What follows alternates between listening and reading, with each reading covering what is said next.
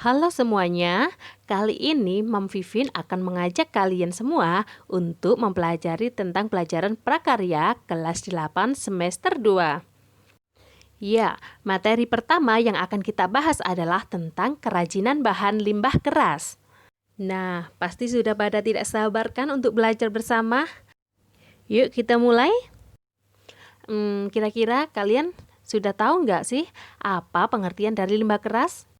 Ya, limbah keras adalah limbah yang berwujud keras, padat, tidak mudah berubah bentuk, tidak mudah diolah, dan tidak mudah terurai dalam tanah. Limbah keras relatif sulit terurai dan mungkin beberapa bisa terurai tetapi memerlukan waktu yang sangat lama. Nah, setelah kalian tahu apa sih bahan limbah keras itu, sekarang mari kita pelajari tentang prinsip kerajinan bahan limbah keras. Pengolahan limbah keras memiliki prinsip yang sama, yaitu dengan 3R, yang artinya adalah reduce, reuse, dan recycle. Baiklah, kita bahas satu-satu ya. Yang pertama, reduce artinya adalah mengurangi. Supaya tidak banyak menghasilkan sampah, kita bisa meminimalisasi penggunaan benda-benda sekali pakai yang bisa menjadi sampah. Contohnya, saat berbelanja, sebaiknya membawa tas belanja sendiri, tidak sering membeli minuman kemasan, dan sebagainya. Kemudian yang kedua adalah reuse atau menggunakan kembali. Orang-orang kreatif biasanya mampu mengubah sampah menjadi sesuatu yang bernilai guna, bahkan bernilai jual loh. Dengan menggunakan kembali benda-benda yang tidak terpakai, sampah menjadi berkurang dan kita tidak perlu lagi nih membeli barang karena barang yang kita perlukan dapat kita buat sendiri menggunakan barang yang tidak terpakai tersebut. Misalnya, menggunakan kaleng bekas menjadi tempat pensil, membuat kerajinan dari bahan bekas, dan lain-lain. Dan yang ketiga adalah recycle atau mendaur ulang. Daur ulang adalah proses untuk menjadikan suatu bahan bekas menjadi bahan baru dengan tujuan mencegah adanya sampah yang sebenarnya dapat menjadi suatu yang berguna, mengurangi penggunaan bahan baku yang baru, serta mengurangi polusi dan kerusakan lahan. Selanjutnya adalah jenis dan karakteristik bahan limbah keras. Limbah keras yang digunakan sebagai bahan dasar kerajinan dapat dibedakan menjadi dua jenis. Yang pertama adalah limbah keras organik atau alami. Limbah keras organik adalah limbah yang berasal dari alam, yaitu tumbuhan dan hewan yang bersifat keras, padat, dan membutuhkan waktu yang cukup lama untuk terurai dalam tanah. Contohnya nih, cangkang kerang laut, siksik ikan keras, tulang ikan, tulang hewan berkaki 4 misalnya sapi, kerbau, atau kambing, kemudian tempurung kelapa, dan potongan kayu. Hampir semua limbah keras organik dapat dimanfaatkan kembali sebagai produk kerajinan, tetapi diperlukan peralatan yang cukup kuat untuk membantu dalam pengerjaannya. Dan yang kedua adalah limbah keras anorganik atau buatan. Limbah keras anorganik adalah jenis limbah yang berwujud keras, padat, sangat sulit atau bahkan tidak bisa diuraikan atau tidak bisa membusuk. Contohnya adalah plastik, pecahan keramik, pecahan kaca, dan baja. Sampah anorganik berasal dari sumber daya alam dan kimia yang tidak terbaharui.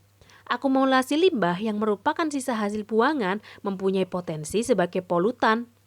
Oleh karena itu, dengan proses daur ulang limbah mendapat perhatian khusus dan penanganan yang maksimal.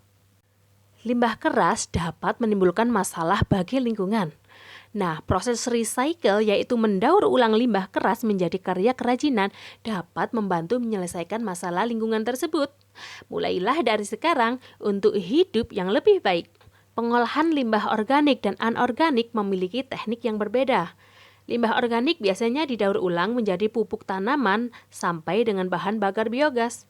Sementara limbah keras yang ada di lingkungan masyarakat terlebih dahulu dilakukan pengolahan melalui beberapa cara sebagai berikut. Yang pertama adalah sanitasi atau sanitary landfill. Sanitary landfill yaitu suatu metode pengolahan sampah terkontrol dengan sistem sanitasi yang baik. Kemudian yang kedua adalah melalui pembakaran atau incineration.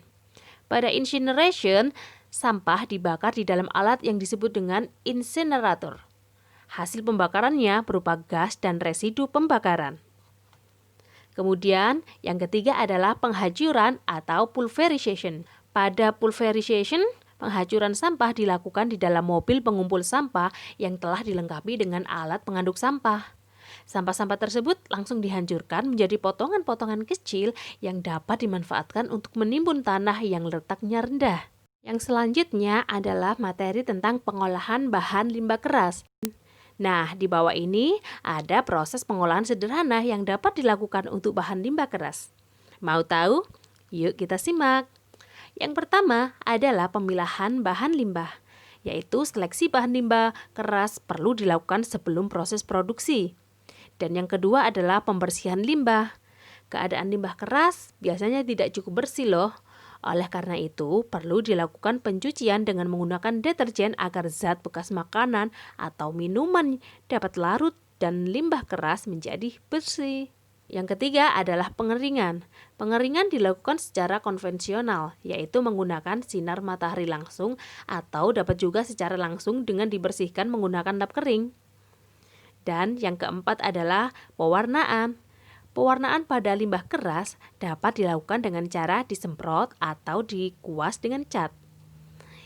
Dan yang kelima adalah pengeringan setelah pewarnaan. Setelah diberi warna, bahan limbah harus dikeringkan dengan sinar matahari langsung atau diangin-anginkan. Dan yang terakhir adalah penghalusan bahan agar siap pakai. Bahan limbah yang sudah kering dapat di-finishing agar mudah diproses menjadi karya. Proses finishing juga berbagai macam caranya loh, seperti dipotong, ditempah, dilem, digerinda, atau diamplas. Materi yang selanjutnya adalah proses produksi kerajinan bahan limbah keras.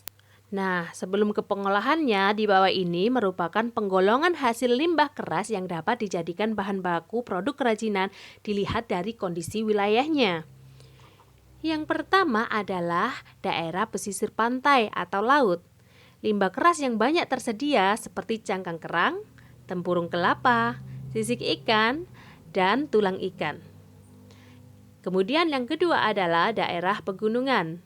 Limbah keras yang banyak dihasilkan di daerah ini adalah limbah kayu pinus, kayu abasia, dan kayu kamper.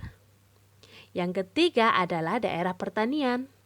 Limbah keras yang didapat di daerah ini adalah tulang-tulang hewan seperti tulang sapi, kerbau, kambing, ayam, serta tulang ikan. Dan yang terakhir adalah daerah perkotaan. Limbah keras yang dihasilkan di daerah perkotaan biasanya berupa pecahan kaca, pecahan keramik, potongan logam, dan aneka plastik bekas perabot.